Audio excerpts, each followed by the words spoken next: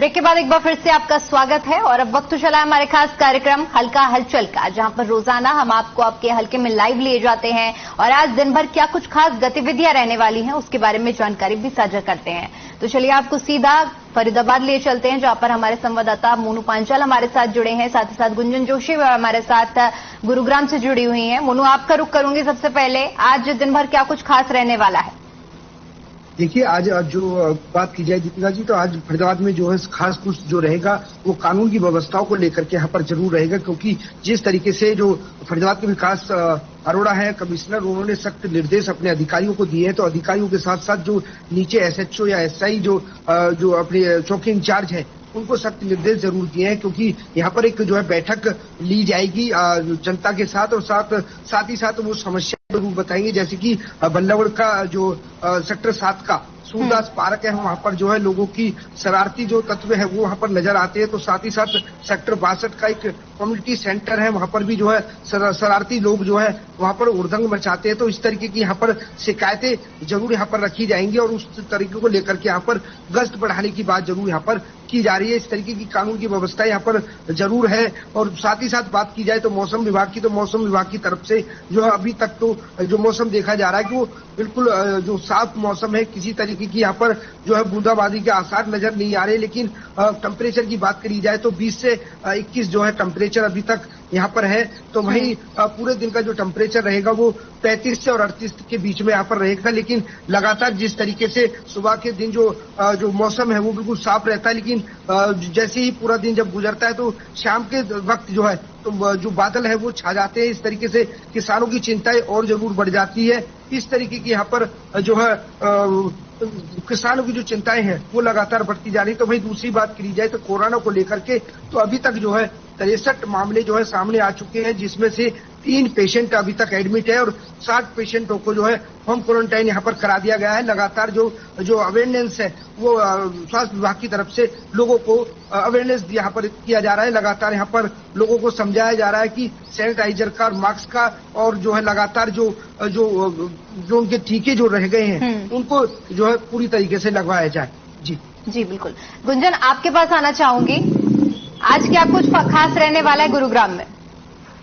जी बिल्कुल, देखिए दीपिका, आज की अगर मैं बात करूं तो देखिए आज सबसे पहले निगम चुनावों का जिक्र हो रहा है, क्योंकि निगम चुनाव अब पोस्टपोन हो चुके हैं और ऐसे में देखिए जितनी भी पार्टियां जो है निगम चुनावों उनकी तैयारियों में जुटी थी वो देखिए कहीं ना कहीं अब बीजेपी पर आरोप लगा रही है। साथ ही देखिए आरोप प्रत्यारोप का अब दौर जो है वो निगम चुनाव के टलने के साथ ही चल चुका है। अगर मैं कांग्रेस की बात करूं तो कांग्रेस के गुरुग्राम के नेताओं का यही कहना है कि भारतीय जनता पार्टी चुनाव लूज कर रही है और इसी की वजह से अब जो है निगम चुनाव टाल दिए गए हैं। वहीं देखिए साथ ही आम आदमी पार्टी की अगर मैं बात करूं तो आम आदमी पार्टी के भी कार्यकर्ताओं का यही आरोप है कि भारतीय जनता पार्टी निगम चुनाव हारने की तरफ बढ़ रही थी, इसी को लेकर जो है निगम चुनाव रोक दिए गए हैं। साथ ही देखिए अगर मैं बात करूं तो गुरुग्राम में लगातार जो है वो साइबर अपराध बढ़ता जा रहा है, एक के बाद एक यहाँ लगातार साइबर अपराध के, साइबर क्राइम के केसेस आ रहे हैं। हालांकि देखिए पुलिस की अगर मैं बात करूं तो पुलिस लगातार कैंप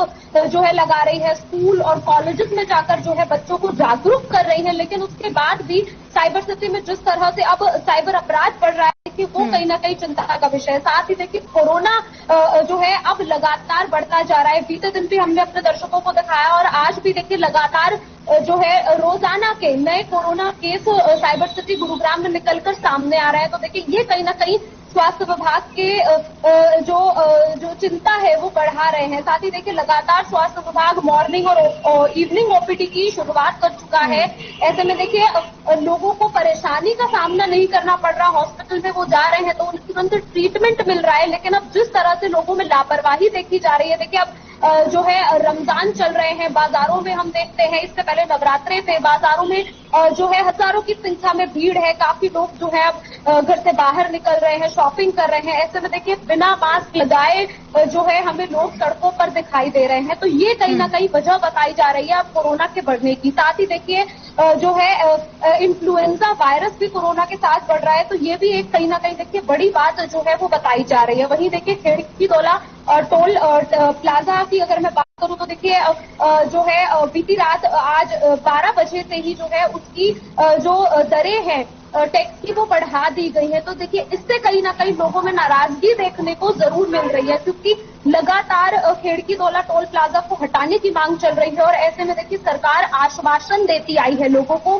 कि टोल टैक्स को हटा दिया जाएगा या टोल टैक्स को हटाने के लिए कमेटी गठित की जाएगी, काम किया जाएगा। लेकिन अब जिस तरह से टोल दरों में बढ़ोतरी कर दी गई है, उससे देखिए जो आम जनता है उसमें कहीं ना कहीं सरकार के प्रति असंतोष और रोष जरूर दिखाई दे रहा है, क्योंकि इससे पहले भी हमने देखा कि लोग सड़कों पर उतरे थे और सरकार के पास देखिए लगातार जो है लिखित में शिकायत दर्ज कराई थी। स्थानीय निवासी ने, स्थानीय जितने भी निवासी थे उन लोगों का कहना था कि ये जो टोल टैक्स है ये जाम का कारण बनता है और बहुत लंबा जाम लगता है, इस वजह से इस टोल टैक्स को हटा देना चाहिए। और बार बार देखिए सरकार यही कह रही है कि टोल टैक्स हटा दिया जाएगा और टोल टैक्स हटाने के लिए एक कमेटी गठित की जाएगी, मीटिंग की जाएगी। हालांकि देखिए सरकार ने अप्रैल तक का आश्वासन भी दिया था, लेकिन अभी तक टोल टैक्स नहीं हटाया गया। और अब जिस तरह से देखिए टोल दरों में बढ़ोतरी की गई है, उससे देखिए लोग कहीं ना कहीं चिंतित है। लोगों के मन में अब ये आशंका जो है वो जग रही है कि एक तरफ सरकार टोल प्लाजा हटाने की बात कर रही है, तो वहीं दूसरी तरफ अब जिस तरह से टोल दरों में बढ़ोतरी हुई है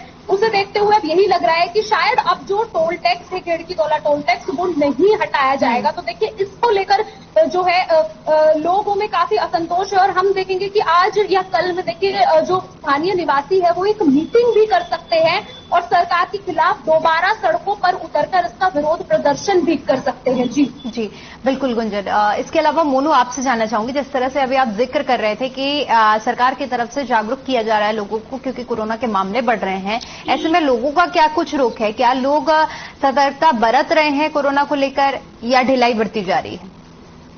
जैसे कि अभी मेरे सहयोगी ने बताया कि जिस तरीके से लोगों में अवेयरनेस लाने की यहाँ पर जो है लगातार कोशिश की जा रही है, लेकिन लोग हैं वो सुधरने का नाम नहीं ले रहे हैं। लगातार जिस तरीके से जो अवहेलनाएं हैं वो जो जिस तरीके से समझा रहे हैं कि इसकी पालना करनी है, लेकिन पालना की जगह वो अवहेलना जरूर यहाँ पर करते हुए नजर आ रहे हैं। वो लगातार जो किसी तरीके का कोई मास्क यहाँ पर नजर नहीं लगाते हुए नजर नहीं आ रहे। तो कहीं सैनिटाइजर को लेकर के भीड़ भाड़ की बात की जाए तो कहीं आधार कार्ड जो सेंटर है या कोई जो बस अड्डे या मेट्रो स्टेशन की बात की जाए तो लगातार यहाँ पर भी किसी तरीके का कोई मास्क लगाता हुआ नजर नहीं आ रहा है। लगातार लोग अवहेलना जरूर कर रहे हैं और लोग कह रहे हैं कि कोई कोरोना नहीं है, लेकिन लगातार जिस तरीके से केस बढ़ते जा रहे हैं तो कहीं ना कहीं सरकार के लिए चिंता का विषय जरूर यहाँ पर बन रहा है। लेकिन जब हमने स्वास्थ्य विभाग से इस बात को लेकर के बात की कि कहीं ना कहीं 100 रुपए की जो पर्ची चालान कटता था मास्क को लेकर, क्या वो उस चीज को लेकर के दोबारा से जरूरत पड़ सकती है? तो कहीं ना कहीं स्वास्थ्य विभाग के जो अधिकारी हैं, सीएमओ, उन्होंने साफ तौर पर कहा कि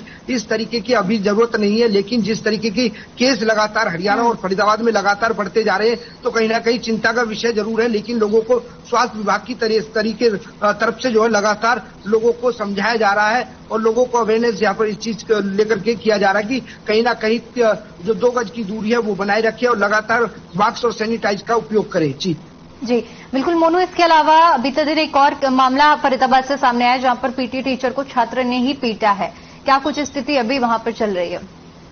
बिल्कुल, जिस तरीके की जो पीटीआई जो टीचर था उसके साथ जो मार पिटाई छात्र ने की है, लगातार जो इस तरीके की जो घटना हुई है, लेकिन इससे जो है अध्यापकों में जो है रोष जरूर है कि इस चीज को लेकर के नाराजगी जरूर है कि कहीं ना कहीं जिस तरीके से अब तो बच्चों को पढ़ाना ही बड़ा मुश्किल है। लेकिन पीटीआई की तरफ से जो है एप्लीकेशन जो है पुलिस को दे दी गई है, लेकिन लगातार जो है पुलिस उन छात्रों को ढूंढने की यहाँ पर बात कह रही है, गिरफ्तार करने की बात कह रही है। लेकिन लगातार जिस तरीके से जिस छात्र ने ये घटना करी है, तो कहीं ना कहीं जब हमारी टीचर से बात हुई तो कहीं ना कहीं टीचरों ने सीधे उस परिवार पर भी आरोप लगाया जो छात्र के परिवार है। उन्होंने कहा कि जिस तरीके से जो परवरिश है वो कहीं ना कहीं परिवार की तरफ से भी परवरिश की कहीं ना कहीं कमी नजर आ रही है। जी बिल्कुल गुंजन। इसके अलावा जानना चाहूंगी गुरुग्राम में मौसम का क्या कुछ मिजाज है? क्या बारिश के आसार आज देखने को मिल रहे हैं?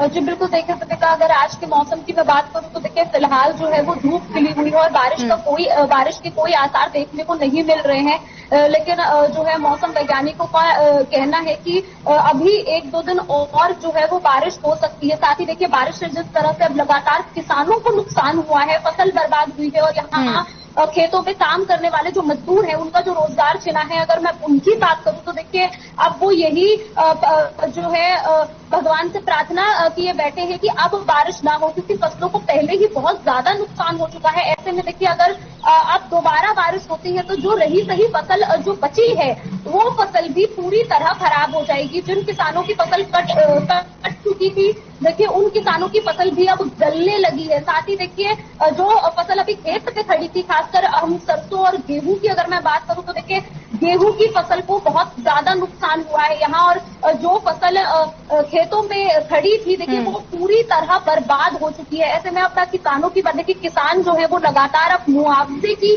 उम्मीद लगाए बैठे हैं। हालांकि किसानों की तरफ से एक मीटिंग भी की गई और जो किसान यूनियन है उन किसान यूनियन के जो भी नेता है वो जो है सरकार से मिलेंगे और सरकार से मिलकर देखिए अपनी जो परेशानियां है वो उन्हें बताएंगे और मुआवजे की मांग जो है वो लगातार किसान कर रहे हैं। लेकिन अगर फिलहाल की मैं बात करूं तो फिलहाल धूप खिली है, जिससे कहीं ना कहीं देखिए किसानों के चेहरे पर कुछ सुकून की लकीरें देखने को मिलती है। जी गुंजन और मोनू, आप दोनों का ही बहुत बहुत शुक्रिया हमारे साथ जुड़ने के लिए और तमाम जानकारी साझा करने के लिए। तो चलिए फिलहाल आज के इस खास कार्यक्रम में इतना ही। बाकी तमाम खबरों के लिए बने रहिए हमारे साथ। नमस्कार।